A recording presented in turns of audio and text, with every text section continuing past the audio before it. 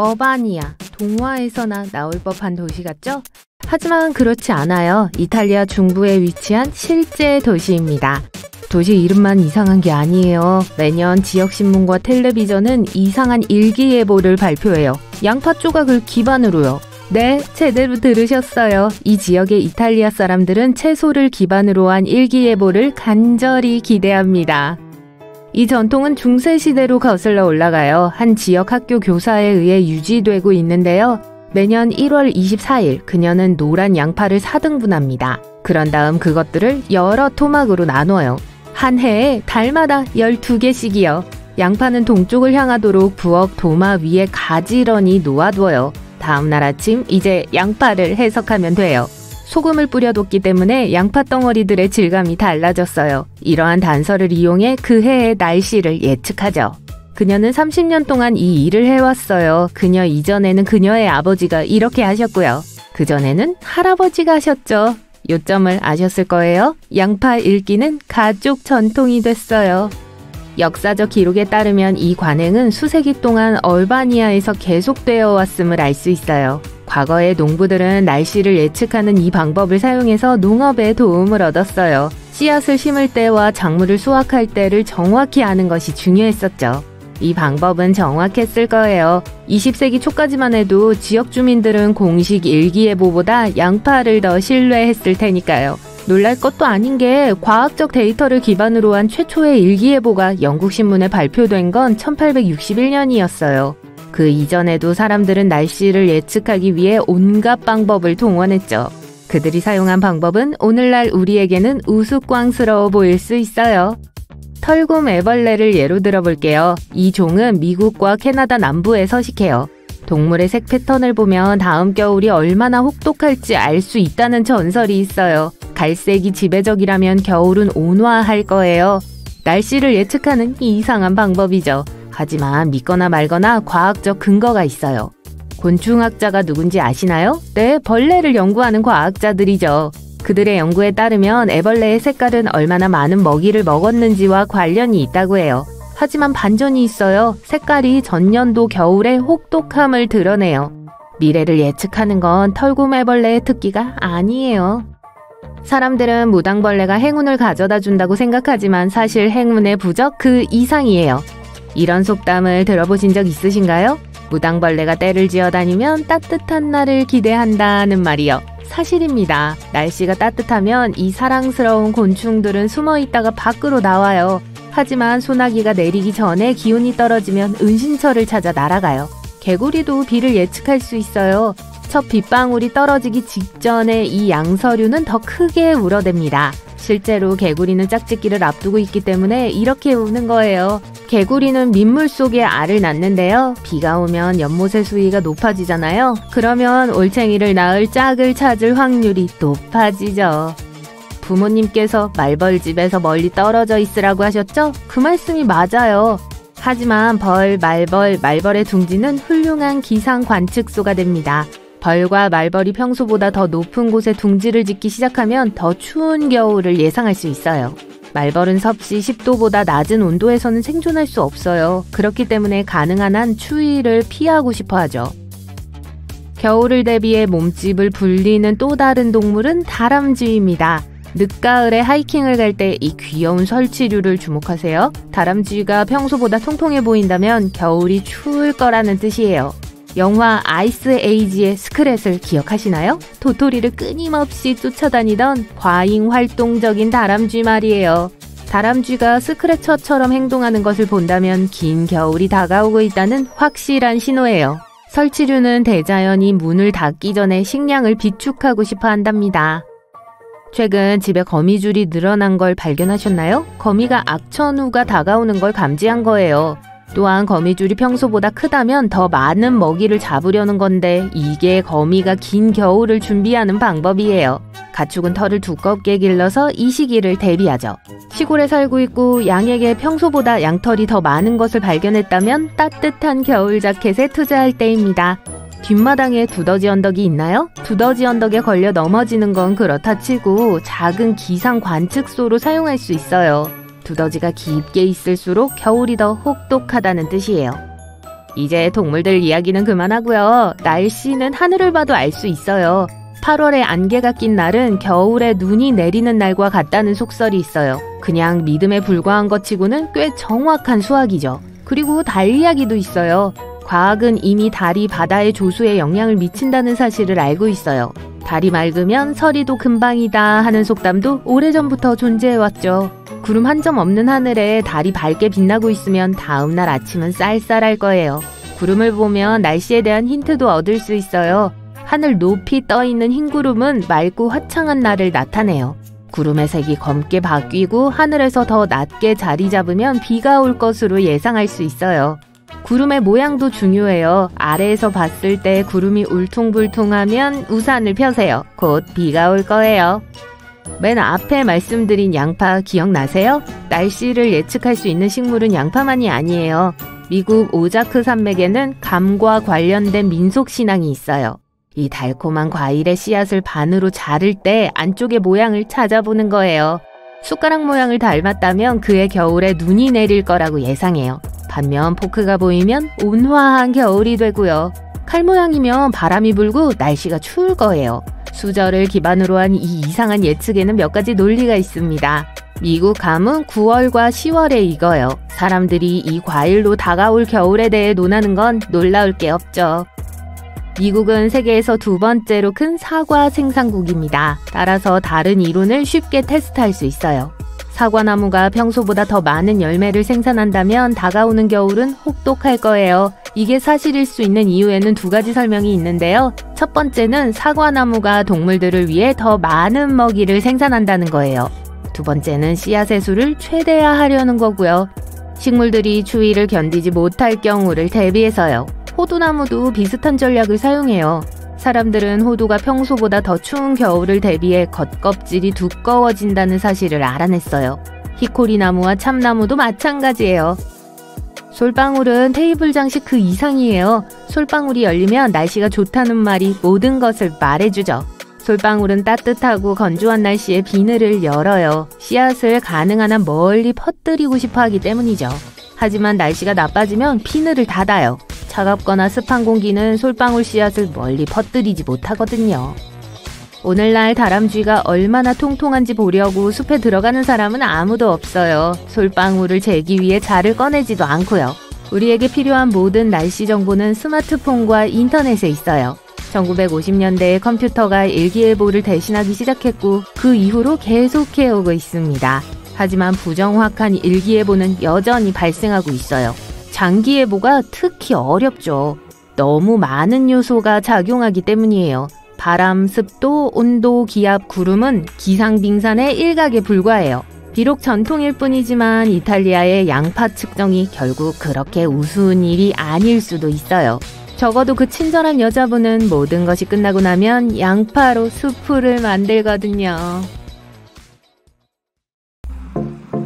칠레의 대리석 동굴은 세계에서 가장 먼 곳에 있는 자연 경관 중 하나입니다. 대성당, 예배당, 동굴이 세 가지 주요 명소죠. 이 동굴은 대리석으로 된 흑백 동굴, 기둥, 터널로 이루어져 있습니다. 수천 년 동안 파도가 이 동굴을 만들었고 아직도 파도는 동굴을 파고 있죠. 동굴과 청록색 물결이 어우러져 감미로운 빛의 공연을 만들어냅니다. 여름이 시작되면 콜롬비아의 평범해 보이는 강은 액체 무지개로 변합니다. 세계에서 가장 아름다운 강으로도 알려진 카니오 크리스탈레스는 빨강, 검정, 초록, 파랑, 노랑의 5가지 색으로 반짝입니다. 다양한 색을 만들어내는 특별한 수중식물 때문에 1년에 6개월 동안 이렇게 보인다고 해요. 완벽한 양의 햇빛과 물이 만들어내는 마법 같은 경관이죠. 인도 도키에 위치한 강은 카야킹들의 꿈입니다. 에메랄드 빛에 바닥까지 아주 투명해서 예쁜 조약돌, 돌, 물고기 등 어선이 유리 위에 떠 있는 것처럼 보여요. 들리는 소리라고는 강물에 소용돌이 치는 소리와 가끔 날아가는 새소리뿐입니다. 세계에서 가장 깨끗한 마을 중 하나는 에메랄드 강에서 멀지 않습니다. 폭우 속에서도 매일 일하는 환경미화원 3명이 있고 주민들은 마을 곳곳에 꽃과 식물을 심고 차도 허용되지 않아요. 관광객들의 주차 요금은 거리 청소 비용에 쓰이게 됩니다. 쓰레기를 버리면 어떻게 되냐고요? 벌금을 내거나 감옥에 갈 수도 있어요. 뉴질랜드의 블루레이크는 세계에서 가장 맑은 호수 중 하나입니다. 마치 중류소를 보는 것과 같아요. 강에서는 아주 드문 청자주색 톤도 볼 수 있습니다. 물은 이웃하고 있는 얼음빙하 호수에서 내려오는데요. 원주민인 마오리족은 호수에 특별한 힘이 있다고 믿어서 이 호수에서는 수영을 금지하고 있고 심지어 발가락도 담글 수 없습니다. 루센텔의 해변은 완벽하게 파란 물에 끝없이 펼쳐진 하얀 모래 언덕이 어우러져 있습니다. 하지만 이 열대지방의 분위기에 속지 마세요. 이 해변은 스코틀랜드에 있어요. 5월과 6월에만 경치가 좋고 12월에는 하루에 1시간밖에 햇볕이 나지 않아 꽤 어두워집니다. 중국 주자이거우 계곡의 오방꽃 호수는 노란색에서 에메랄드색, 짙은 옥색에서 연한 청록색으로, 때로는 있는지도 몰랐던 산호색으로까지 변합니다. 수중 온천 덕분에 절대 얼지 않고 옆에 있는 호수처럼 마르지 않습니다. 동네에 내려오는 전설에 따르면 이 호수는 하늘에서 떨어진 거울 조각들로 이루어져 있다고 하네요. 주변의 계곡에는 지상 동굴과 함께 평범한 언덕들이 가득하고 140여 마리의 다양한 새와 함께 장관을 이루는 폭포들, 그리고 자이언트 팬다 몇 마리와 멸종 위기에 처한 다양한 식물과 동물이 있습니다. 남극 대륙 근처의 남극해는 세계에서 가장 깨끗한 공기를 가지고 있습니다. 과학자들이 분석할 DNA를 거의 찾을 수 없다는 건 너무나 분명하죠. 그냥 아무 해양 박테리아들이 모여있을 뿐이에요. 남극 대륙은 99%가 얼음이고 입이 떡 벌어지는 푸른 빙하, 활화산, 그리고 세계 어느 곳보다 더 서걱서걱하고 깨끗한 눈이 세상에서 단 하나뿐인 아름다운 풍경을 만들어냅니다. 하와이에 있는 할레아칼라산은 세계에서 가장 조용한 곳 중 하나입니다. 이곳의 경비들은 종종 완벽하게 영의 소리를 측정한다고 해요. 할레아칼라는 하와이어로 해의 집이라는 뜻이며 100만 년 된 화산에 의해 형성되었습니다. 용암이 수년간 쌓여 산으로 변한 것이죠. 이곳의 날씨는 독특하고 예측하기가 어렵다고 합니다. 현재 세계에서 가장 고립된 정착지인 에든버러 오브 더 세븐 시즈까지 남아프리카에서 배를 타고 가면 거의 일주일이 걸립니다. 이름이 참 대단하죠? 이곳에 가려면 지방정부의 특별 허가를 받아야 합니다. 약 300명의 동네 사람들은 모두 서로를 가족처럼 대하며 자신들의 음식을 재배하고 섬을 완벽히 깨끗하게 유지합니다. 호주의 데인트리 숲은 세계에서 가장 오래된 열대우림입니다. 1억 년 이상 지속되어 왔으며 1만 2천 종의 곤충이 서식하고 있고 호주의 나비 및 박쥐 개체수의 약 90%가 이곳에 서식하고 있습니다. 또한 약 3천 종류의 다양한 식물이 서식하고 있습니다. 인도양 바자루토 군도에는 수정처럼 하얀 모래와 오염되지 않은 산호초가 있습니다. 그리고 관광객은 거의 없어요. 이곳은 공식적인 해양보호구역이라서 상업적인 낚시도 금지되어 있고요. 전통적이고 낡은 배를 탄 어부들을 여기서 볼 수 있을 거예요. 따라서 이곳의 산호는 여전히 완벽한 상태를 유지하고 있습니다. 바자루토는 마지막까지 남은 바다소들의 고향이기도 합니다. 신비한 에메랄드빛 대나무 숲은 교토에서 기차로 가까운 곳에 위치해 있습니다. 마치 다른 우주로 가는 통로 같아요. 삐걱거리고 바스락거리는 소리가 일본 100대 음향 경치 중 하나로 꼽힙니다. 이곳의 장인 예술가들은 대나무로 바구니, 컵받침, 젓가락 받침대를 만듭니다. 브리티시 컬럼비아 주의 그레이트 베어 열대우림은 천년된 삼나무, 이기가 낀 폭포, 화강암 색깔, 수정같이 맑은 개울로 유명합니다. 이곳은 스피릿 베어라고도 알려진 희귀한 크림색 커모드 곰의 집이기도 합니다. 시카 사슴, 회색 늑대, 퓨마, 산양, 범고래, 연어, 바다사자, 해달, 흑등고래도 이곳에 살아요. 사진으로 보세요. 바부다에 있는 솜사탕 핑크샌드 비치의 비밀은 작은 단세포의 붉은 생물과 함께 으깨진 산호로 만들어졌다는 겁니다. 파도가 충분히 세지면 유명한 분홍색 모래를 볼 수 있어요. 이곳은 공공시설이 없어서 다른 카리브해 섬들보다 덜 붐비고 덕분에 이렇게 깨끗할 수 있습니다. 호주의 피카니니 연못은 만들어지는데 수천 년이 걸렸습니다. 지하수가 석회암을 통해 서서히 지표면으로 올라왔는데요. 놀라운 이 하얀색 벽과 함께 큰 수중 동굴을 형성했습니다. 이곳에서 다이빙을 하려면 특별한 허가를 받아야 하지만 그럴 만한 가치가 있어요. 핀란드의 라플랜드는 세계에서 가장 깨끗한 공기를 가지고 있습니다. 또한 눈부신 오로라와 눈 덮인 나무, 끝없이 하얀 풍경은 덤이죠. 인류가 이곳에 최초로 닿은 것은 약 7,000년 전이었습니다. 대부분 술록 목동이었는데요. 현재 이곳에는 술록이 사람보다 더 많이 살고 있습니다. 술록은 자연을 오염시키지 않죠. 플리트비체 호수 국립공원은 크로아티아의 가장 인기 있는 관광지 중 하나입니다.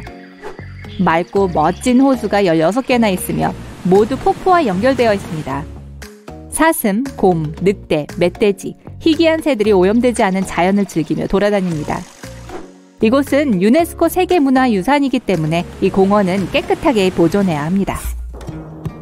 6천만 년 전 크고 성난 화산이 오늘날의 북아일랜드에서 깨어났습니다. 화산은 용암의 한 종류인 녹은 현무암 덩어리를 뱉어냈습니다. 이 덩어리는 냉각되어 바다로 내려가는 서로 연결된 징검다리 4만 개로 변했습니다. 내려오는 전설에 따르면 이 다리는 아일랜드 거인들이 만든 것으로 매우 완벽한 모양을 하고 있다고 합니다. 스코틀랜드에 있는 적에게 가기 위해 바다로 길을 만들어야 했던 거죠. 북부 이란에 있는 바다브 서트에는 독특한 트레버틴 테라스가 있습니다. 다시 말하면 엄청나게 멋진 계단이죠. 이 계단은 만들어지기까지 수천 년이 걸렸습니다. 두 종류의 미네랄 온천이 아래로 흘러내리면서 젤리 같은 것을 남겼는데 물이 차가워졌을 때 비탈을 계단 모양이 만들어진 거라고 해요. 그리고 이 온천은 아직도 활동적입니다. 하나는 치유의 성분이 있고 다른 하나는 물을 오렌지색으로 바꾸는 먼지를 뿜어냅니다. 태양이 뜨면 이 온천은 모든 것을 빨간색, 주황색, 노란색으로 바꿉니다. 볼리비아의 솔티 라구나 콜로라도는 전 세계의 사진작가들을 자석처럼 끌어당깁니다. 이곳은 해조류와 물속의 풍부한 미네랄 때문에 붉은색을 띱니다. 그리고 고지대 사막 평야, 화산, 끓는 진흙, 표류하는 눈, 기괴한 모양의 바위에 둘러싸여 있죠. 세계 6종류의 플라밍고 중 3종이 이곳에 서식하고 있습니다. 플랑크톤을 채우기 위해 이곳에 오는 거예요. 플라밍고는 사실 태어날 땐 흰색이지만 붉은 해조류 때문에 분홍색으로 변합니다. 마법의 강은 필리핀에서 가장 자연 그대로에 남은 숨은 보석 중 하나입니다. 산 뒤에 있는 강인데 물이 어디서 나오는지 아무도 몰라요. 형형색색의 물고기들이 주위에서 헤엄치고 있지만 어디에서 왔고 어디로 가는지 아무도 모릅니다. 이 강은 얕아 보이지만 아무도 그 깊이를 측정하지 못했어요. 스릴을 좋아하는 관광객 몇몇만이 이 신비로운 강을 찾아 동굴 속으로 잠수할 뿐이죠. 히말라야에 있는 판공호는 세계에서 가장 높은 염분의 소금물 호수입니다. 염분이 많아서 수중생물은 없지만 새를 관찰하기에 완벽한 곳이죠. 날씨가 조금 더 따뜻해지면 호수는 파란색, 녹색, 심지어 빨간색 사이에서 계속해 색을 바꿉니다. 겨울에는 얼음뿐이지만요. 대부분의 공항에는 다양한 항공사의 승객들을 위한 음식이 동시에 준비될 수 있는 거대한 부엌이 갖추어져 있어요. 그리고 이 아주 맛있는 기내식들이 비행 6시간에서 10시간 전에 요리되어야 하기 때문에 주방은 24시간 내내 일해야 해요. 게다가 비행기의 메뉴는 최대 1년 전에 개발돼요. 이건 모든 재료가 중요하고 비용에 추가되기 때문에 대부분의 항공사에서는 일반적인 관행이에요. 사실 아메리칸 항공은 비행기에서 제공되는 모든 샐러드에서 올리브 하나만을 제거한 후에 1987년에 연간 5,500만 원을 절약했어요. 항공편 사이에 지연 시간이 길다면 가장 가까운 호텔에 가서 쉬는 게 제일 저렴한 선택사항은 아닐 수 있어요. 훨씬 더 좋은 방법이 있어요. 공항이나 항공사에서 VIP 라운지 존에 24시간 액세스를 판매하고 있는지 확인해보세요. 대부분의 경우 무료 간식과 음료를 그곳에서 먹을 수 있고 아주 저렴한 가격에 무료 샤워실과 휴식할 수 있는 방을 쓸 수 있어요. 체크인을 하고 난 후에 1060분을 의미하는 실제 단어가 있어요. 골든 아워요. 이것은 통계적으로 승객들이 공항의 소매 및 면세 구역에 더 많이 쓰는 시간대를 말해요. 그리고 그건 가게들 바로 앞에 제일 편안한 좌석을 갖다 놓는데 여러분을 쇼핑에 끌어들이려는 영리한 속임수죠. 번쩍이는 간판이나 쇼핑창을 보면서 편안한 의자에 앉아있는 건 유혹적일 수 있어요. 여러분이 비행기를 타는 동안 수화물이 어떻게 되고 있는지 알고 싶다면 간단한 대답은 공항 직원들이 일단 그 지역을 떠나면 모른다는 거고 아마 별로 신경 쓰지도 않을 거란 거예요. 미안해요. 수화물은 자동 분류되어 스캐너가 바코드를 스캔해서 목적지에 따라 짐을 분류해요. 공항 수화물 취급자의 주요 업무 3가지는 여러분의 수화물을 체크인 구역에서 게이트로 옮기는 것, 연결편이 있다면 한 게이트에서 다른 게이트로 옮기고 가방을 비행기에서 수화물 찾는 구역으로 옮기는 거예요. 그게 다예요. 그래서 짐이 충분히 빨리 움직이지 않으면 연결편에 늦을 수 있어요. 아니면 완전 반대일 수 있어요. 여러분이 출국 수속에서 걸려서 가방이 여러분보다 먼저 목적지에 도착해요. 다른 목적지가 표시되어 있는 오래된 스티커를 떼내는 걸 잊으면 다른 문제가 생길 수 있어요. 이런 경우 스캐너가 여러분의 짐을 다른 나라로 보낼 수 있어요. 일과 매일의 문제점으로부터 몇 주 벗어날 걸 벌써 기대하면서 공항에 도착해요. 차를 주차장에 주차하고 거기에 차를 놔두려면 돈이 좀 많이 든다는 걸 알게 되죠. 왜 이렇게 비싸죠? 사실 공항 주차장은 다른 곳과 마찬가지로 사업체예요. 공항이 건설한 땅, 주차장 건설 그 자체, 이미 가동되고 나면 모든 것의 유지, 그 모든 것들이 상당한 비용이 들어요. 그리고 누군가가 그 비용을 치러야 하죠. 게다가 공항 바로 옆에 주차하는 건 엄청 편안한데 이게 최종 비용에 추가돼요. 만약 추가적인 편안함을 위해 주머니를 털 준비가 되지 않았다면 택시 타는 게 좋을 거예요. 비행기가 종종 높은 고도에서 뒤에 남기는 비행운은 엔진 배기가스로 쉽게 오인되지만 대부분은 수증기에 지나지 않아요. 비행 중에 배기가스로 배출되기 전에 공기 중의 수분이 엔진으로 모여요. 엔진에서 나오는 뜨겁고 습한 공기는 높은 고도에 있는 차갑고 건조한 공기와 혼합되어 가늘고 긴 증기선을 만들어내죠. 습도는 비행운이 언제 생길지와 얼마나 보일지를 결정해요. 만약 이미 습도가 높으면 물이 더 많아서 비행운은 더 두드러져요. 그리고 만약 날씨가 춥다면 물방울들이 얼음으로 변해서 훨씬 더 오래 남아있을 수 있어요. 만약 누군가가 비행 중에 문을 열 수 있었다면 갑작스런 기압의 변화로 인해 바로 비행기에서 끌려 나가게 될 거예요. 또 항공기에 심각한 해를 끼칠 수 있어요. 다행히도 그건 거의 불가능해요. 내부 압력이 안에서 밖으로 밀어내는 동안 여객기의 문은 안쪽으로 열려요. 내부 압력과 외부 압력의 차이로 인해 문이 열리는 게 불가능해요. 승무원들이 창문에 차양이 올려져 있는지 내려져 있는지 신경 쓰는 게 이상해 보일 수 있어요. 주된 이유는 승객들의 눈이 외부의 빛에 적응할 수 있도록 하기 위해서예요. 대부분의 사람들을 빨리 태우고 빨리 내리는 문제일 뿐이지만 비상시에 승무원들이 제일 원하지 않는 일은 사람들이 비행기에서 탈출하기 전에 눈을 깜빡이기 위해 멈추는 거예요. 비행기가 이륙하거나 착륙할 때 모든 차양이 올려져 있어야 하는 또 다른 이유는 지상 근무자들이 비행기에 문제가 있는지 알아볼 수 있게 하기 위해서예요. 예를 들어 기내에 불이 나면 지상 근무자들이 바로 알아차리고 그에 따라 행동할 거예요. 만약 차양이 내려져 있다면 승객들과 비행기 승무원들을 구조하는 데 필요한 귀중한 시간을 잃을지도 몰라요. 활주로 끝에 숫자가 있는 걸 알아본 적 있으세요? 이건 사실 조종사에게 비행기가 어느 방향으로 향하고 있는지 보여주는 데 쓰여요. 예를 들어 숫자 36은 360도 또는 북쪽으로 가고 있다는 것의 줄임 표현이에요. 숫자와 함께 문자 R과 L은 가장 가까운 활주로가 오른쪽에 있는지 왼쪽에 있는지를 나타내요. 여러분이 타본 모든 상업용 비행기에는 날개가 하나뿐이에요. 맞아요. 왼쪽과 오른쪽 날개는 사실 한 날개의 두 부분이에요. 최초의 비행기는 두 개의 날개를 갖고 있어서 복엽기라고 불렸었어요. 하나는 위쪽에 있고 하나는 동체 바닥을 통과했었어요. 줄과 전선으로 연결되어 있었고 비행기가 공중에서 부서지지 않게 해주는 일종의 사각지대를 만들어냈죠. 초기 비행기들은 힘을 모아야 했기 때문에 더 낮은 속도에선 이게 필요했어요. 하지만 엔진의 출력이 증가함에 따라 두 번째 날개는 불필요하게 됐어요. 하지만 유일한 날개가 전체 구조를 지탱하는 역할을 여전히 하고 있죠. 비행기 창문으로 날개를 보면 노란색 이중 후크를 볼 수 있을 거예요.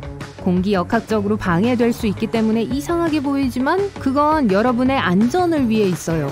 비상 착륙의 경우에 이 고리는 승객들이 날개를 통해 비행기에서 내릴 수 있게 돕는 밧줄을 고정하는 데 쓰여요. 만약 미끄럽다면 밧줄은 발판을 유지해주고 내려가는 동안 넘어지지 않게 도와줄 거예요. 우리 행성의 대기가 높은 곳에는 공기의 흐름이 아주 빠른 게 몇 개 있어요. 경로는 구불구불하지만 다소 일정한 흐름이 있어서 여객기가 그걸 쓸 수 있어요. 비행기가 제트 기류에 가까이 가면 기류의 방향으로 조정되어 흐름에 의해 추진받아 훨씬 더 빨리 날 수 있어요. 많은 항공사들이 연료비를 절감하고 항공 여행을 더 빠르게 하기 위해 이 이점을 이용해요. 구름, 특히 정난우는 난기류가 있는 지역이 앞에 있다는 걸 나타낼 수 있어요. 하지만 가끔 천청 난기류가 일어나 비행기가 몇 미터 떨어져 아무런 경고도 없이 흔들리기 시작할 수 있어요. 이것은 두 기체가 아주 빠른 속도로 충돌할 때 발생하는데 눈에는 보이지 않기 때문에 조종사들은 이게 언제 일어날지 알 수가 없어요. 청천 난기류가 있는 지역으로 들어갈 가능성은 산맥의 낮은 고도와 제트 기류 근처에서 더 높아요. 보통 번개를 맞은 후 비행기는 착륙 직후 검사를 받기 위해 보내지지만 여전히 안전하게 현재의 비행은 완료할 수 있어요. 동체는 전기를 충분히 잘 전도하며 피뢰침처럼 번개는 아마도 비행기의 끝부분 중 하나에 칠 거예요. 많은 공항의 게이트 구역에는 카펫이 깔려 있습니다. 이러한 비례는 보통 낮은 천장, 편안한 좌석, 기분 좋고 자연 조명 등 몇 가지 다른 혜택과 함께 제공되죠. 이 모든 것이 공항 입장에서는 더 많은 비용이 들고 카펫은 단단한 바닥만큼 청소하기가 쉽지 않지만 이런 시설은 비행기를 기다리는 승객들에게 아늑한 느낌을 주고 더 편안하게 해줍니다. 하지만 이것은 단지 공항의 호의적인 제스처가 아니에요. 한 조사에 따르면 편안한 승객은 상점을 둘러보고 라운지 구역이나 면세 구역에서 실제로 무언가를 구매할 가능성이 약 7에서 10% 더 높다고 해요. 그래서 승객들의 편안함에 투자함으로써 공항은 실제로 소득을 늘리는 거죠. 여러분이 비행기에 탑승하고 있는 동안 짐이 어떻게 되는지 알고 싶다면 간단히 말해서 공항 직원들은 일단 짐이 자신의 영역을 떠나면 알지도 못하고 신경도 쓰지 않습니다. 수화물은 자동으로 분리돼요. 스캐너가 바코드를 스캔하고 목적지에 따라 수화물을 분류해요. 공항 수화물 담당자의 세 가지 주요 업무는 체크인 구역에서 게이트로 짐을 옮기는 것, 연결될 때 게이트에서 게이트로 옮기는 것, 그리고 공항에서 수화물 찾는 곳으로 짐을 옮기는 것입니다. 그게 전부예요. 그래서 짐이 충분히 빨리 이동하지 않으면 연결 항공편이 늦을 수 있어요. 정반대로 출입국 관리에서 시간이 지체되면 가방은 여러분이 도착하기 전에 목적지에 도착해요. 만약 다른 목적지가 표시된 오래된 스티커를 떼어내지 않으면 또 다른 문제가 발생할 수 있습니다. 이 경우 스캐너가 짐을 엉뚱한 곳으로 보낼 수 있어요. 대부분의 공항은 승객을 위한 음식이 준비되는 거대한 부엌을 갖추고 있습니다. 이 주방에서는 보통 여러 항공사의 음식을 한꺼번에 요리해요.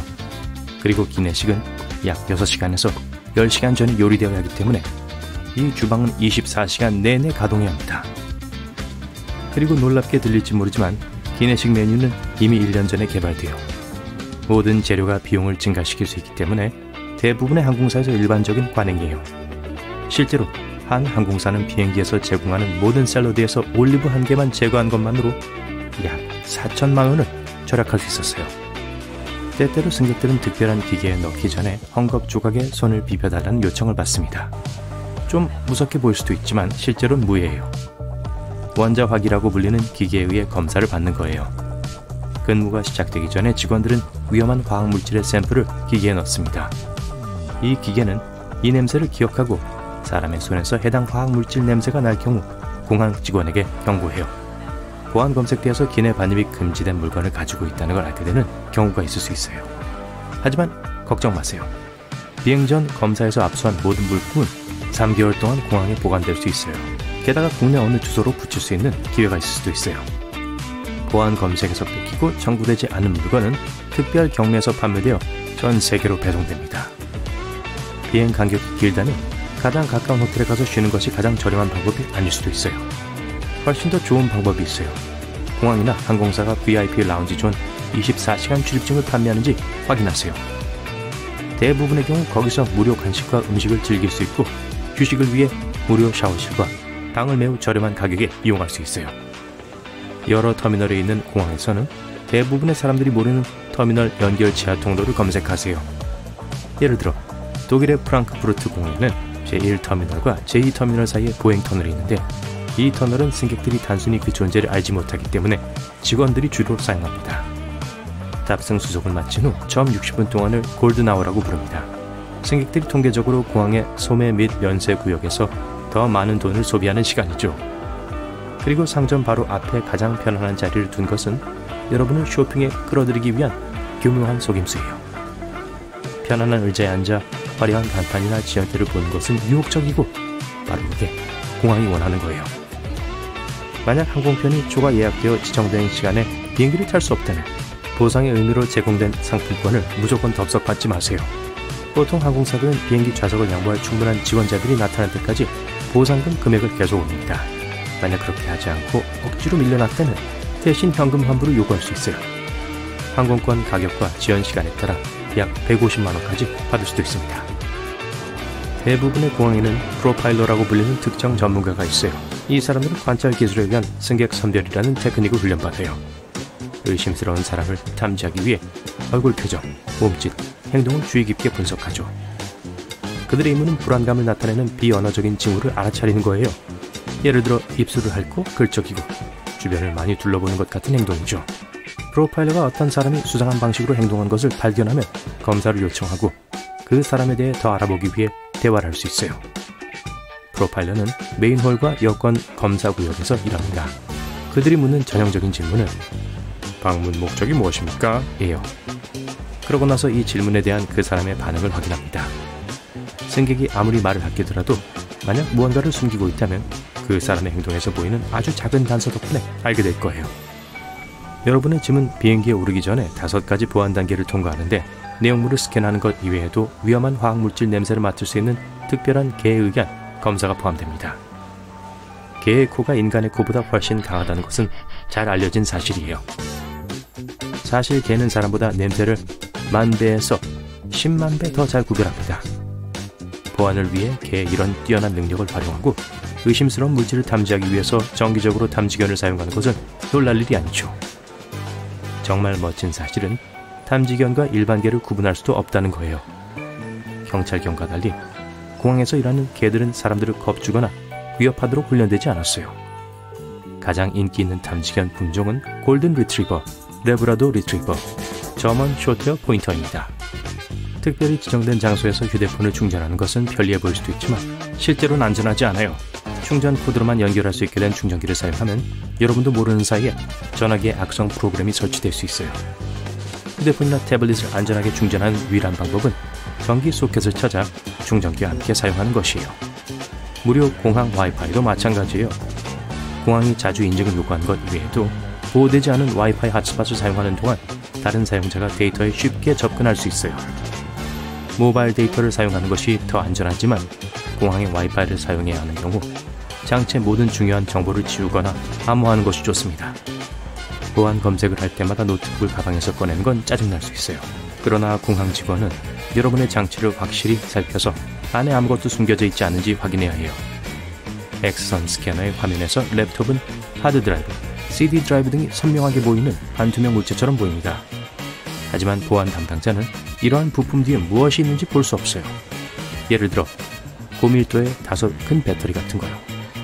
사람들은 가장 가까운 보안 검색 라인을 선택하는 경향이 있습니다. 만약 그 줄이 너무 붐비면 신분증과 티켓 확인을 받은 후에 둘러보세요. 훨씬 사람이 더 적은 다른 라인이 보일 거예요. 어떤 검색 라인은 터미널의 맨 끝에 위치해 있기 때문에 승객들이 잘 알아차리지 못합니다. TSA 사전 체크를 신청한 것은 미국을 오갈 때 시간을 절약하는 데 큰 도움이 될 수 있어요. 이 프로그램의 회원이 되면 몇 가지 큰 특전이 있어요. 첫째, 보안과 여권 검사를 통과한 것이 더 빨라요. 사전 체크 여행자라면 신발을 벗거나 벨트를 풀 필요가 없어요. 그리고 액체나 노트북 같은 것을 특별한 통에 넣지 않아도 돼요. 미국을 오가는 게 아니라면 다른 나라에서도 이용할 수 있는 유사한 서비스가 있어요. 이코노미석을 타시는데 마음에 안 든다면 누가 마음에 들어 하겠어요. 온라인으로 체크인을 하고 비행기 출발 4일 전쯤 좌석 옵션을 확인하세요. 이때가 항공사들이 일반적으로 좌석을 업그레이드하기 시작할 때이고, 여러분은 적은 요금으로 혹은 때로는 무료로 비즈니스 클래스로 업그레이드 받을 수도 있어요. 이미 공항에 도착했을 때도 업그레이드를 요청할 수 있어요. 대부분의 사람들은 이 기회를 알지 못하거나 전혀 신경 쓰지 않기 때문에 운이 좋을 수도 있어요.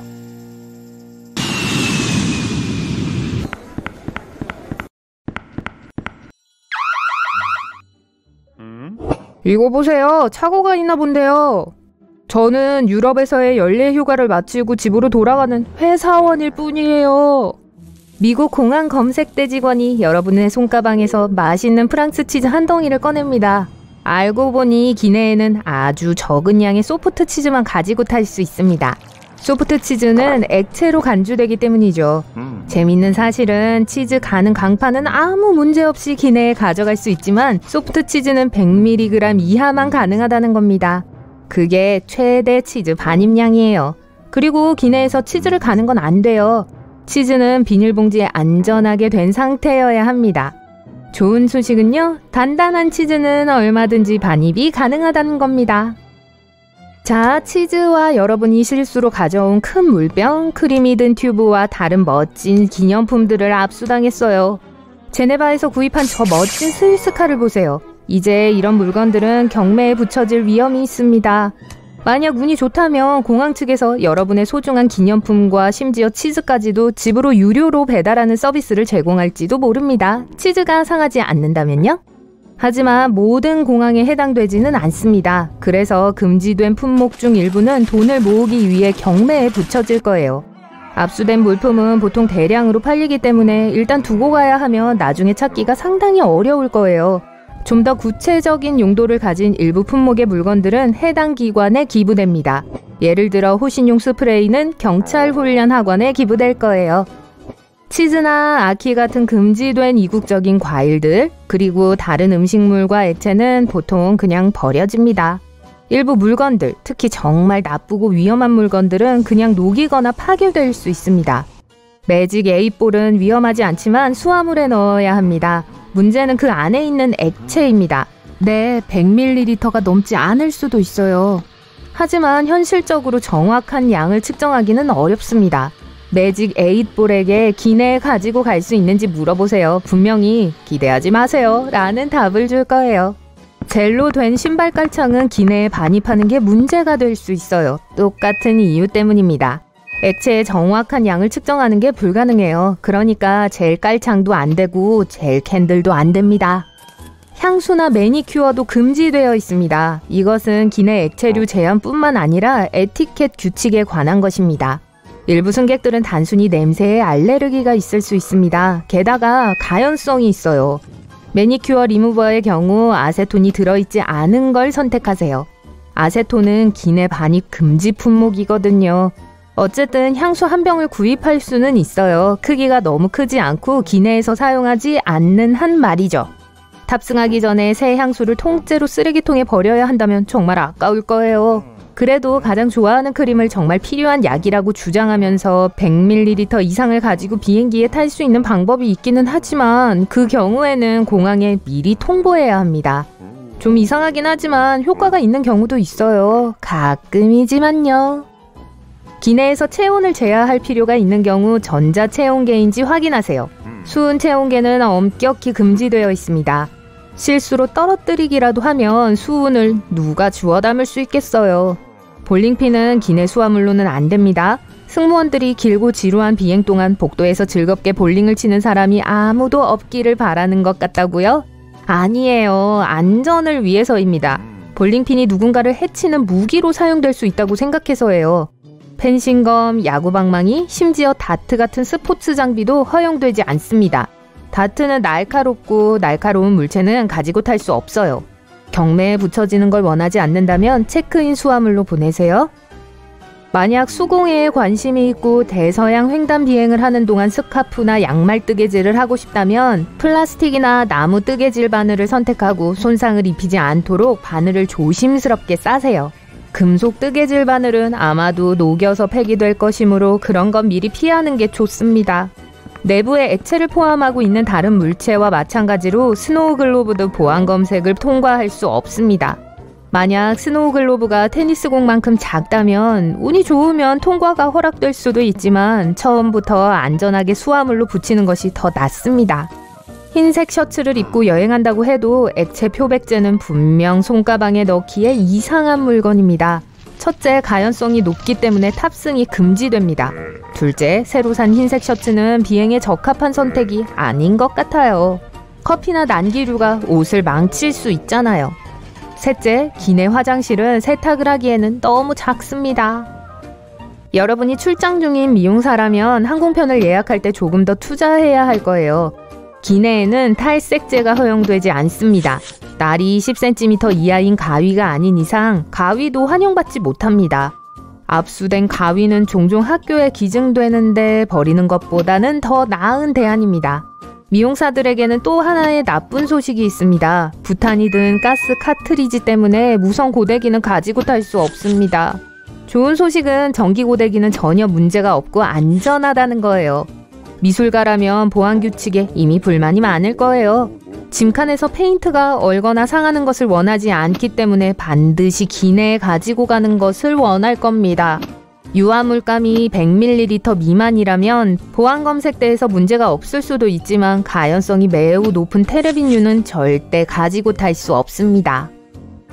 기내식을 싫어하거나 기내식을 미리 주문하지 못한 경우 팬이나 냄비를 가지고 직접 요리할 수 있습니다. 아니죠. 요리할 수 없고 무쇠 냄비도 가지고 탈 수 없어요. 무쇠 냄비는 정말 무거워요. 그래서 위험할 수도 있습니다. 만약 미국 공항 검색대 직원이 그것을 압수한다면 지역 주방에 기부되는 것으로 끝나지 않을 거예요. 아마도 녹여버릴 겁니다. 사과나 바나나 같은 신선한 과일을 가지고 비행하는 동안 신선한 스무디를 먹고 싶다면 나쁜 소식이 있어요. 날이 없는 믹서기만 기내에 허용됩니다. 엄밀히 말하자면 날이 없는 믹서기는 믹서기가 아니죠. 아까 그 치즈 강판을 사용하면 어떨까요? 영국식 크리스마스 폭죽은 크리스마스 휴가 동안 즐거움과 행복하고 멋진 분위기를 만들 수 있지만 기내에서는 혼란만 불러일으킬 거예요. 잡아당길 때 나는 폭발음이 다른 승객들을 놀라게 할 수 있습니다. 파티용 폭죽이나 스파클러도 수화물 가방에도 넣을 수 없어요. 하이힐과 두꺼운 밑창은 금지 품목은 아니지만 몇 가지 문제를 야기합니다. 이런 신발을 신고 있다면 벗어서 스캔을 하도록 요구받을 수도 있어요. 물론 플라스틱 신발 커버도 있긴 하지만 공항 바닥은 세균으로 가득합니다. 웨딩드레스도 문제가 될 수 있어요. 일부 드레스는 엑스레이 기계에 들어가지 않기 때문에 이중으로 확인을 받아야 할 수 있습니다. 캠핑 애호가 여러분 조심하세요. 아마도 캠핑용품은 수화물로 가능한 한 많이 붙이는 게 좋을 거예요. 만일 휴대용 배낭만 가지고 가볍게 여행한다면 아마도 목적지에 도착했을 때 새로 물건을 사야 할 거예요. 날카로운 물체이기 때문에 텐트용 말뚝은 가지고 탈 수 없습니다. 2.2kg 휴대 수화물에 드릴을 가지고 타는 사람도 드물겠지만 어쨌든 이것도 허용되지 않습니다. 만약 냉장고 좌석은 너무 평범해서 드릴을 기념품으로 가져가고 싶은 창의력 넘치는 분이라면 그건 수화물로 붙이는 게 좋을 거예요. 드라이아이스 DIY 냉장고를 가지고 비행기를 타려고 한다면 분명 실패할 거예요. 드라이아이스는 가연성이 있기 때문에 안전 규정상 기내에서는 금지됩니다. 드라이아이스는 2.5kg까지 반입할 수 있지만 항공사의 허가가 필요합니다. 칼날이 노출된 모든 물건은 보안을 통과할 수 없습니다. 대신 일회용 면도기나 카트리지 날은 기내에 가지고 들어갈 수 있어요. 박스 커터와 같은 무딘 버터 나이프를 제외하고 모두 수화물로 붙여야 합니다. 고체 비누는 기내 반입이 허용되지만 가방을 스캔한 후 TSA 직원이 가방을 다시 확인하고 싶어 해도 당황하지 마세요. 화면에서 약간 이상하게 보일 수 있고 오해의 소지가 있습니다. 대신 액체 비누는 일반적인 액체 반입 규칙을 따릅니다. 배터리 규칙은 매우 다를 수 있어요. 누출 가능 배터리는 기내 또는 수화물로도 허용되지 않습니다. 그리고 리튬 배터리 또한 손상되면 화재를 일으킬 수 있기 때문에 기내에 휴대할 수 없습니다. 좋아요. 고양이와 함께 여행하는데 레이저 포인트는 고양이가 제일 좋아하는 장난감이에요. 그래도 이번 여행에서는 그것 없이 지내야 할 거예요. 휴대 또는 체크인 수화물 모두에 레이저 포인터는 허용되지 않습니다. 이동 보조 장치로 사용되는 지팡이는 반입이 가능하지만 놀랍게도 TSA는 때때로 지팡이를 금지할 수도 있습니다. 안전하게 여행하려면 항공사에 미리 알리세요. 즐거운 여행하세요. 비행기에 탑승할 때 승무원 중 한 명이 등 뒤로 손을 숨기는 모습을 보신 적 있으신가요? 안전한 이륙을 하게 해달라고 비는 걸까요? 아닙니다. 그들은 탑승객 수를 세고 있는 거예요. 승무원들은 수를 셀 수 있는 전용 카운터를 가지고 있어요. 비행기 음식이 얼마나 맛없는지에 대해 사람들이 많이 이야기를 하죠. 사실 그렇게 맛이 없진 않아요. 건조한 공기 때문에 우리 미각이 망가졌기 때문에 그런 거예요. 입안이 건조해져서 침이 마르고 맛의 80%를 느끼게 해주는 후각이 무뎌지기 때문이에요. 그래서 항공사에서는 승객들이 맛을 느낄 수 있도록 음식에 더 많은 양념을 첨가합니다.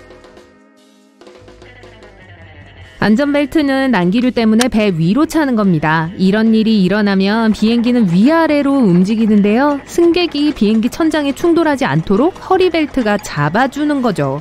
자동차의 안전벨트는 수평 충돌로부터 보호를 하기 위해 어깨에 맵니다. 그런데 승무원들도 어깨 안전벨트를 매고 있죠?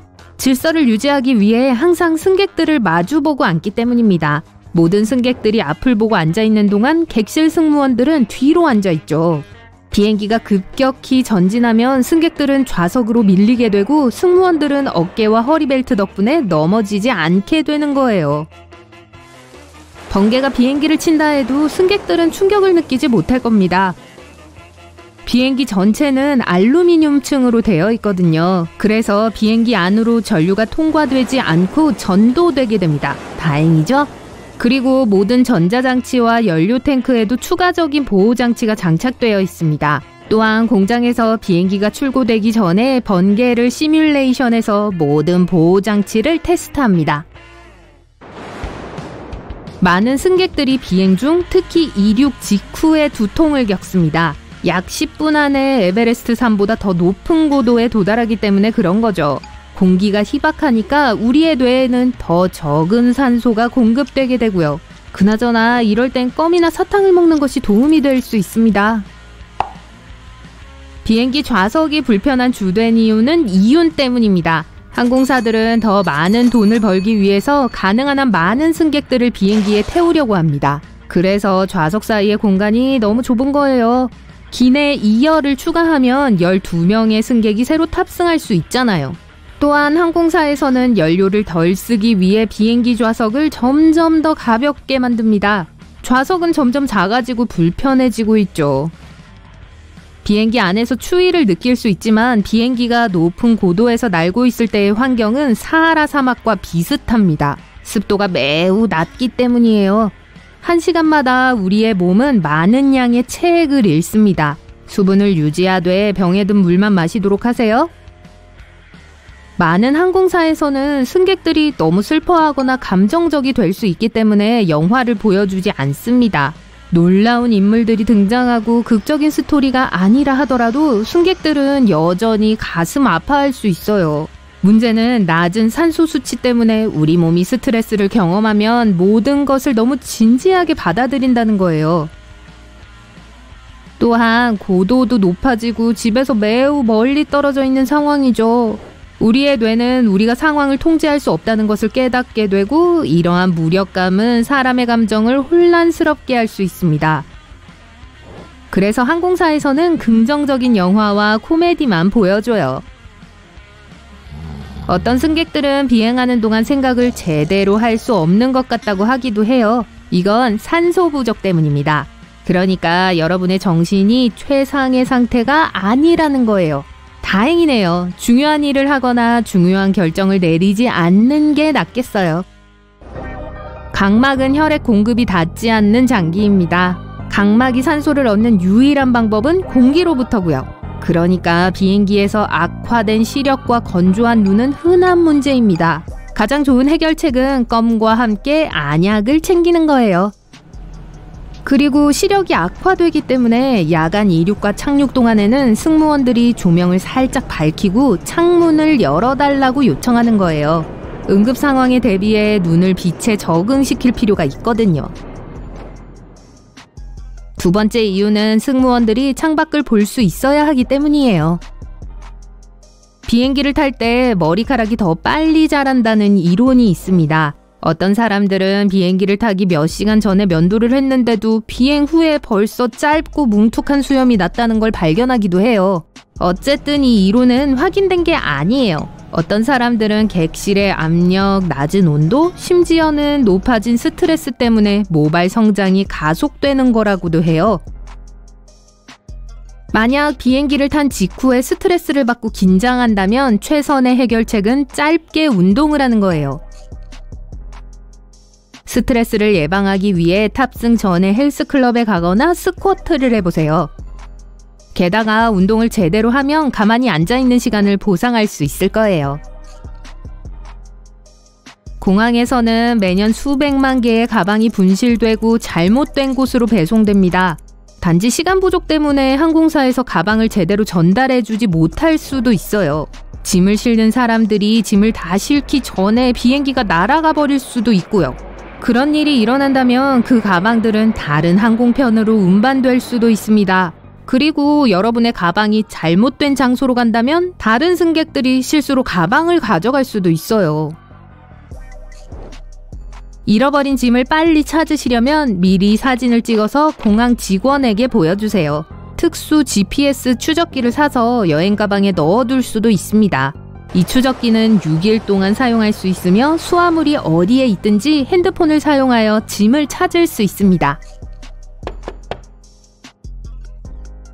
공항에서는 주인이 없는 짐을 특별센터에 모아두는데요. 만약 주인이 3개월 안에 나타나지 않는다면 가방 안에 있는 것들을 전문 상점에 판매하게 됩니다.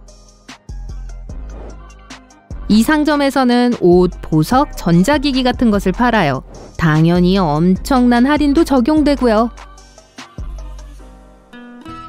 탑승 후 들리는 우르르 소리는 제 배에서 나는 게 아니에요. 비행기에 실리고 있는 짐 소리입니다. 짐칸이 항공기 객실 바로 아래에 있기 때문에 꽤 큰 소리로 들리죠. 항공기 타이어는 비행기가 착륙할 때 실제로 주는 압력보다 4배에서 5배 더 많은 압력을 견딜 수 있습니다. 타이어보다 금속 바퀴가 부러질 가능성이 더 높아요. 조종사들은 항상 서로 다른 것을 먹습니다. 식중독의 위험을 줄이기 위한 거예요. 만약 조종사 중 한 명이 퀴퀴한 브리또 때문에 속이 안 좋다면 여전히 비행에는 문제가 없을 거예요. 그렇지만 만약 2명의 조종사가 같은 브리또를 먹었다면 그건 문제가 될 수 있습니다. 산소 마스크는 기압이 바뀌면 내려갑니다. 특정 높이에서는 실내 공기가 더 적어질 수 있는데요. 승객들이 이를 느끼지 못하려면 산소 마스크를 써야 합니다. 조종사가 안전고도로 내려오면 다시 마스크 없이 숨을 쉴 수 있습니다. 그런데 마스크에는 15분 동안만 쓸 수 있는 산소가 들어있어요. 15분이라는 시간은 조종사들이 숨을 쉴 수 있는 안전한 고도로 내려가기에 충분한 시간이에요. 대부분 여객기의 날개는 비행기의 바닥에 위치해 있습니다. 엔진 때문에 이렇게 지어진 거예요. 땅에 더 가깝고 수리하기 쉽기 때문에 낮은 날개 아래 설치되어야 해요. 또 다른 이유는 잘못 착륙하는 경우 날개가 충돌해서 큰 역할을 해줘야 하기 때문이에요. 그리고 만약 비행기가 물에 빠지면 날개는 생명을 구해주는 구명조끼가 됩니다. 날개에 설치된 연료 탱크는 비행을 하고 나면 텅 비어있기 때문에 물 위에 둥둥 떠있도록 도움을 줄 거예요. 화물기의 날개는 화물을 쉽게 싣기 위해 꼭대기에 위치해 있습니다. 비행기가 지면 매우 가까이에 위치하기 때문이죠. 또한 비행장이 깨끗하지 않은 경우 엔진으로 파편이 들어가는 것을 막아주기도 합니다. 또한 이 날개 위치 덕분에 비행 중 공기 역학적 저항을 적게 받아요. 항공기 벽의 작은 삼각형은 승무원을 위한 특별한 라벨입니다. 삼각형은 특별한 창문에 표시되어 있어요. 이 창문들을 통해 번쩍이는 표시등을 볼 수 있는데요. 랜딩 기어가 접히고 플랩이 닫혔다는 신호를 보내주는 거예요. 하지만 일반 승객들에게 이곳은 날개가 가장 잘 보이는 곳입니다. 난기류는 비행 중에 흔히 있는 일입니다. 하지만 보통 대부분의 승객들은 이를 느끼지도 못합니다. 강한 난기류는 드물어요. 그런데 난기류는 비행기에 영향을 미치는 뜨겁고 차가운 공기일 뿐이에요. 더 잘 이해하기 위해서 사람들이 타는 열기구를 상상해 보세요. 풍선 아래 설치된 화염 방사기를 본 적 있으시죠? 그렇게 공기를 덮이고 뜨거운 공기는 풍선을 위로 올려 보냅니다. 난기류는 자연이 만들어낸 뜨거운 공기예요. 열기구를 떠오르게 하는 것과 같은 원리일 뿐입니다. 또한 비행기가 다른 비행기가 남긴 뜨거운 공기의 흐름 아래로 들어가면 난류가 발생할 수 있습니다. 날개 옆에 앉아있을 때 비행기 창문에서 볼 수 있는 작은 노란색 고리는 비상 착륙 시 도움을 주기 위해 있어요. 공기 주입식 슬라이드는 비행기 앞부분과 뒷부분에 있는 비상 출구에서만 전개될 수 있어요. 중간에 있는 승객들은 날개로 바로 나가서 거기서 지상으로 가야 할 거예요. 하지만 비행기 날개에서 뛰어내리는 것은 너무 높아서 안전하지 않아요. 그래서 이때 이 작은 노란 고리가 유용하게 되죠. 승무원들은 승객들이 붙잡을 수 있도록 문과 고리를 통해 밧줄을 묶어요. 이렇게 하면 모두 부상 없이 안전하게 지상에 도착할 수 있어요. 비행기 담요 아래서 아늑하게 있는 걸 피하도록 하세요. 어떤 항공사들은 한 달에 한 번 정도만 세탁을 해요. 개인 여행용 담요, 스카프 또는 자켓을 사용하는 게 좋아요. 그리고 비행기 안에서 걸을 때는 항상 신발을 신는 걸 기억하세요. 그 바닥의 카펫은 비행하는 동안 완벽하게 닦을 수도 또 닦이지도 않을 거예요. 승무원이 하기엔 너무 많은 시간과 노력이 들어요. 비행기에서 가장 더러운 곳은 화장실이 아니라 트레이 테이블이에요. 기내 화장실 손잡이보다 8배나 많은 박테리아가 있어요. 응급 상황일 경우 산소 마스크에는 약 15분 동안만 지속될 수 있는 충분한 공기 흐름을 갖고 있어요. 다행히도 이건 비행기가 적절한 착륙 장소를 찾거나 최소한 사람들이 산소 마스크가 더 이상 필요하지 않을 고도까지 내려가는데 딱 필요한 시간이에요. 여러분은 이착륙하기 전에 왜 좌석을 올리고 트레이 테이블을 닫으라는 요청을 받는지 궁금해했을 수도 있지만 이건 여러분의 안전을 위한 거예요. 눕혀진 좌석은 편안하지만 뒷좌석의 승객들이 자리에서 벗어나는 걸 더 어렵게 만드는데 이건 비상시에 아주 결정적이죠. 내려진 트레이 테이블도 마찬가지예요. 다만 이번에는 무슨 일이 있을 때 빨리 일어설 수 없는 사람이 여러분이 되는 거죠. 게다가 트레이 테이블은 비상 착륙 시 여러분이 안전한 자세를 잡지 못하게 해요. 이건 좌석에서 몸을 구부리고 무릎 사이에 머리를 넣고 손으로 뒤통수를 덮는 자세예요. 트레이 테이블이 내려있는 동안 이렇게 하는 걸 상상해보세요. 기내를 둘러보면 비행기의 중앙 부분 주위에 검은색 또는 빨간색 작은 삼각형이 보일 거예요. 이 스티커들은 승무원들이 비행기의 날개가 어디 있는지 알게 해줘서 밖에 무슨 일이 잘못되었을 때 바로 맞는 창밖을 내다보고 확인할 수 있게 해주죠. 이륙, 지상주행, 착륙 시 2가지 이유로 창문 차양을 내리면 안 돼요. 첫째, 승무원들은 항상 바깥의 상황을 감시할 수 있어야 하는데 당연히 열린 차양이 도움이 되겠죠. 둘째, 비행기가 지상에 있을 때 예를 들어 화재처럼 기내에 이상이 생기면 지상요원들은 들어가기 전에 창문이 열려있지 않는 한 그걸 보고 상황을 평가할 수 없어요. 비행기 창문 아래에 있는 작은 구멍은 여러분을 겁주기 위해 있는 게 아니에요. 사실 창문 안과 바깥쪽의 압력을 균등하게 유지하는 데 도움을 주죠. 구멍 자체는 2번째 유리에만 만들어졌고 전체적으로 유리는 3개가 있는데 이것은 보안에도 도움이 돼요. 바깥 유리가 깨지더라도 여러분을 안전하게 지켜줄 2개가 더 있는 거예요. 여러분은 승무원들이 통로를 따라 걷는 동안 머리 위 칸을 만지는 걸 볼 수 있는데 그들이 하고 있는 건 그게 아니에요. 칸막이 바로 아래에는 보통 기내를 관통하는 난간이 있는데 통로에 더 잘 서 있기 위해서는 요령을 쓸 수 있어요. 조종사들은 여러분의 편안한 취침을 위해 밤에 기내의 불빛을 어둡게 하는 게 아니에요. 우리의 눈은 갑작스러운 소등 후 처음 몇 분 동안 어두움에 적응하는데 어려움을 겪어요. 그리고 비상시에는 1분 1초가 중요하죠. 그래서 만약 무슨 일이 생겨서 빨리 행동해야 할 때를 위해 어둠에 익숙해지도록 불빛이 어두워지는 거예요. 복도 바닥에도 주의를 기울이세요. 밤에 비상 착륙을 할 경우 출구로 가는 길을 안내하는 2개의 발광띠가 통로를 따라 있을 거예요. 안전하게 비행기에서 나가려면 그걸 따라가세요. 승무원들은 또 자리에 앉았을 때 여러분과 비상구 사이의 좌석을 세는 걸 제한해요. 이렇게 하면 사용 가능한 다른 가이드가 없는 경우 길을 찾는 데 도움이 돼요. 만약 번개가 비행기에 내리치면 승객들은 느끼지 못할 거예요. 항공기 전체가 알루미늄 코팅으로 덮여 있어 전류를 전도하고 내부로 들여보내지 않아요. 이 보호는 번개 시뮬레이터를 사용하여 테스트돼요. 이렇게 해야 기압이 고르게 분포되기 때문에 비행기 창문은 둥글어요. 만약 비행기의 창문이 네모나다면 강한 기류가 창문 모서리에 축적되어 기내를 감압시킬 거예요. 그리고 그건 안 좋죠. 비행기 화장실에 간다고 해서 아무도 여러분을 건드릴 수 없다고 생각하지 마세요. 화장실 문은 밖에서도 열 수 있어요. 보통 문 위쪽에는 객실 승무원들이 여러분을 그곳에서 나오게 할 수 있는 작은 레치가 있어요. 화장실에서 수상한 행동을 하는 사람들에게 다가가거나 몸이 좋지 않은 사람들, 예를 들어 화장실에서 쓰러졌을 때 도움을 주는데 모두 유용하죠. 네, 그런 일은 피하자고요.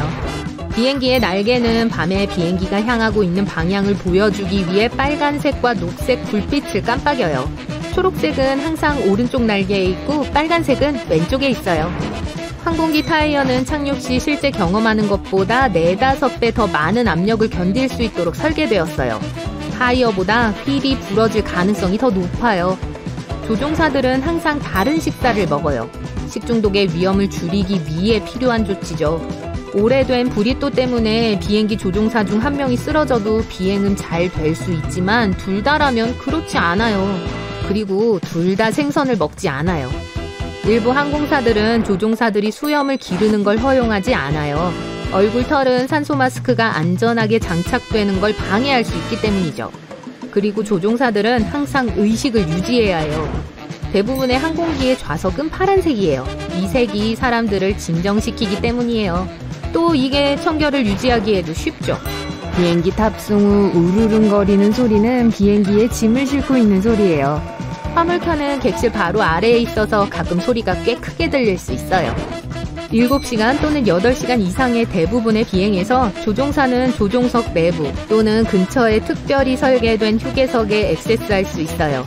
승무원들은 일반적으로 자신들을 위한 객실 구역이 있고 그곳은 가끔 승객 구역과 분리되어 있어요. 일부 더 큰 항공기는 심지어 주 객실 위나 아래에 개인 승무원 숙소도 갖추고 있어요. 대부분의 여객기의 날개는 비행기의 맨 아래에 위치해 있어요. 그걸 저익이라고 부르죠. 첫째, 저익 아래에 엔진을 설치하면 지면에 더 가깝고 수리하기 쉬워져요. 두 번째, 경착륙 시 날개가 충격의 일부를 떠맡게 돼요. 그리고 비행기가 물에 빠지면 날개가 생명을 구해주는 베개가 돼요. 그런데 비행기는 10분에서 60시간까지 떠 있을 수 있어요. 모든 건 비행기의 모델, 날씨 조건, 그리고 조종사의 기술에 달려 있어요. 대부분의 비행기들은 흰색이에요. 왜냐하면 이 색이 태양광선을 제일 잘 반사하고 항공기 본체는 그렇게 가열되지 않기 때문이에요. 또 흰색일 때 손상이 가장 잘 눈에 띄죠. 그리고 흰색 페인트가 제일 저렴해요. 어깨끈이 그냥 허리 벨트보다 더 안전해 보이지만 비행기의 경우에는 그렇지 않아요. 비행기가 난기류에 빠지면 공중에서 약간 흔들려요. 허리벨트는 더 심하게 흔들릴 경우에 대비해 여러분을 제자리에 있게 해줄 거예요. 어깨끈은 좌석 사이에 더 많은 공간을 필요로 하기 때문에 비행기에 적합하지 않아요. 자동차에서는 충격이 보통 훨씬 더 강하기 때문에 앞유리를 통해 날아가지 않게 어깨끈이 필요해요. 승무원의 좌석에는 어깨끈이 있지만 그건 좌석이 승객들의 것보다 훨씬 더 불편해서예요. 좌석이 더 좁고 승객들을 마주보는 위치에 있죠. 승무원들은 비행기가 심하게 흔들릴 때 자신들의 좌석에서 떨어지지 않기 위해 추가적인 보호가 필요해요. 또한 그들은 잠재적인 대피 동안 사람들을 돕고 지시해야 하며 이를 위해 최상의 컨디션을 유지할 필요가 있어요. 아마 여러분은 항상 왼쪽으로 비행기에 탑승한다는 걸 눈치챘을 거예요. 첫째, 기장이 보통 그곳에 앉아요. 이렇게 하면 기장이 비행기를 터미널 탑승교에 맞추기가 더 쉬워요. 또 항공기는 오른쪽으로 연료를 공급받고 짐을 실어요. 승객들이 왼쪽에서 오면 승무원들은 방해받지 않고 자신들의 일을 할 수 있죠. 방금 갑작스레 휴가를 떠나기로 하셨군요. 비행기 시간까지 3시간 남았습니다. 보이는 건 모두 여행 가방에 넣고 선크림을 바르고 공항으로 달려갑시다. 체크인 창구가 닫히기 1분 전입니다. 보안 검색대를 통과하려면 빨리 달려야 해요. 친절한 항공사 직원이 여행 가방을 저울에 올려놓으라고 한 후 수화물 처리 시스템에 정보를 입력하네요. 여행 가방에는 고유한 10자리 바코드 태그가 붙었습니다. 여기엔 항공편 정보가 들어있어요. 많은 공항과 항공사는 실시간으로 수화물을 추적하기 위해 무선 주파수 식별 칩이 장착된 새로운 기술을 사용합니다. 이렇게 하면 분실 및 지연된 가방 문제를 해결하는 데 도움이 될 테니까요. 이렇게 여행 가방은 고무 커튼 뒤로 사라집니다. 이제 컨베이어 벨트 위에서 엄청난 여정이 시작됩니다. 큰 공항에서는 몇 킬로미터나 이어지는 여행이죠. 수천 개의 가방이 동시에 이동하는 롤러코스터와도 같습니다. 아, 우회전을 합니다. 이번엔 왼쪽이에요. 이런, 가방 중 하나가 다른 차선으로 넘어갔네요. 태그가 제대로 붙었다면 올바른 비행기에 탈 수 있을 겁니다. 또 돕니다. 교통체증이 심한 고속도로처럼 보이네요. 첫 번째 정거장은 보안검색 지점입니다. 가방을 X선 기계로 스캔하고 어쩔 땐 화학 탐지기가 사용되기도 합니다. 만약 어떤 가방이 의심스럽다면 손으로도 검사를 할 수 있습니다. 이상무, 가방은 큰 창고로 들어갑니다. 여기서 로봇이나 직원들은 수화물을 통과시켜 알맞은 비행기로 보냅니다. 체크인 때 붙인 여행 가방의 태그를 스캔하죠. 일부 가방은 분류 지점에 잠시 머뭅니다. 나중에 출발할 비행기에 실을 짐일 거예요. 여행 가방은 다른 여행 가방들과 함께 가방용 카트에 태워집니다. 공항의 램프웨이 요원이 과정을 담당합니다. 그리고 기계가 가방을 활주로 해서 꺼내주고 수화물 담당자들이 비행기에 짐을 실으면 이륙할 수 있어요. 비행기가 목적지에 착륙하면 다른 수화물 담당자들이 가방을 맞아줍니다. 모든 가방을 내려 터미널로 가져가죠. 이번에는 훨씬 짧은 여행이에요. 바로 수화물이 나오는 곳으로 가면 여행 가방과 행복하게 재회할 수 있습니다. 이 이상적인 시나리오는 99%의 확률로 문제없이 돌아갑니다. 연결 항공편이 있으면 가방은 여러분이 타는 다른 비행기로 함께 옮겨집니다. 만약 실수로 연결 항공편을 놓치면 여러분의 가방은 주인 없이 두 번째 비행기를 타고 가서 목적지에서 여러분을 기다릴 거예요. 레이오버 시간이 60분 미만이거나 체크인 담당자가 실수로 가방에 라벨을 잘못 붙이거나 도중에 태그가 떨어지면 수화물이 분실될 수도 있습니다. 항공사에서 뭐가 잘못됐는지 알아내면 다음 비행기로 짐을 목적지까지 보내줄 거예요. 만약 짐을 찾아서 주인에게 돌려줄 수 없거나 90일 이내에 조치를 취하지 않으면 여러분의 가방의 내용물은 자선단체에 기부될 수 있습니다. 중고품으로 팔릴 수도 있고요. 신고되지 않은 것들 중 아주 독특한 물건들은 결국 특별한 박물관에 가게 돼요. 고대 이집트의 유물, 세공되지 않은 거대한 에메랄드, 1770년대에 만든 바이올린, 해군 지도 시스템, 19세기에 만들어진 갑옷의 복제품은 신고되지 않은 많은 물건들 중 몇 가지 예에 불과합니다. 보안검색대에서도 매년 수십만 개의 물품을 압수합니다. 일부는 버려지고 다른 일부는 비영리 단체나 학교에 기부되고 호신용 스프레이 같은 것은 훈련 목적으로 사용됩니다. 가방과의 행복한 재회를 빨리 하고 싶으시다면 최대한 빨리 체크인하세요. 그러면 여러분의 짐을 올바른 비행기에 실을 충분한 시간이 생기게 될 거예요. 그리고 여행사가 수화물 태그에 목적지 공항의 올바른 코드 3글자를 잘 인쇄했는지도 다시 한번 확인해 보세요. 가방을 맡기기 전에 겉과 안쪽에 이름표를 붙이세요. 집 주소는 바깥 이름표에 쓰지 마세요. 도둑들이 그 정보를 사용해 여러분이 휴가 중일 때 집에 침입할 수도 있습니다. 사무실 주소를 남기거나 전화번호나 이메일 주소를 쓰는 것도 좋아요. 이름과 주소가 적힌 이름표를 가방 뚜껑 안쪽에 테이프로 붙이세요. 바깥 이름표가 떨어지면 항공사 직원들이 내부 이름표로 가방을 식별할 수 있을 거예요. 전에 탄 비행기의 태그는 모두 제거하세요. 공항 직원들은 매일 수천 개의 가방을 다뤄야 하므로 여러분의 가방을 볼 시간은 1초뿐일 겁니다. 태그가 2개 이상 보인다면 쉽게 실수할 수 있습니다. 가방의 모든 주머니와 칸의 지퍼를 잘 닫았는지 확인하세요. 끈이 튀어나오게 두거나 신발끈 같은 걸 손잡이에 묶어두지 마세요. 배낭끈도 사방에 늘어지게 둬서는 안 돼요. 컨베이어 벨트에 가방이 걸리기라도 한다면 가방이 망가지거나 없어질 수도 있거든요. 모든 물건 또는 최소한 가장 비싼 물건의 목록을 핸드폰에 적어두세요. 가방의 겉과 속의 물건을 사진으로 찍으세요. 분실물 보관을 신청하거나 분실물 확인을 해야 한다면 사진이 아주 유용할 거예요. 또한 항공사에서 가방을 더 쉽게 찾을 수 있도록 사진의 복사본을 인쇄하여 공항에 둘 수 있습니다. 앞주머니나 물건 위에 액체를 두지 마세요. 수화물 담당자들이 카트에 가방을 던질 때 샴푸나 로션병이 손상되어 액체가 셀 수 있습니다. 액체를 담은 병은 테이프로 감싸서 밀봉 가능한 비닐봉지에 따로 넣어두세요. 그리고 제일 큰 칸에 넣어두시고요. 가방 바닥의 바퀴 가까이에 가장 무거운 물건을 두세요. 이렇게 하면 짐이 뒤집히지 않을 거예요. 짐을 더 안정적으로 만들려면 아주 단단히 포장하세요. 가방에는 밝은 리본이나 특이한 이름표, 스티커를 붙이고 노란색 박스 테이프도 붙이세요. 톡톡 튀는 커버를 씌워 눈에 띄게 만드세요. 이렇게 하면 실수로 여러분의 가방을 가져가는 사람은 아무도 없을 겁니다. 방수 가방을 사도 좋아요. 아주 비싸 보이는 가방은 사지 마세요. 도둑을 끄는 자석이 될 거예요. 만약 짐을 무겁게 싸는 편이라면 공항으로 떠나기 전에 짐 저울을 사서 무게를 재보세요. 제한 무게에 가깝게 짐을 싸면 안 됩니다. 공항 수화물 저울이 만약 조금 틀린다면 추가 무게에 대한 요금을 내셔야 해요. 여행 중 입을 옷을 계획하고 가장 무거운 옷은 비행기에 입고 타세요. 주름을 방지하고 공간을 절약하기 위해 옷은 돌돌 말아 넣으세요. 양말과 속옷은 재사용할 수 있는 작은 청가방에 넣으시고 가방을 깨끗하게 유지하기 위해 신발바닥은 샤워캡으로 감싸주세요.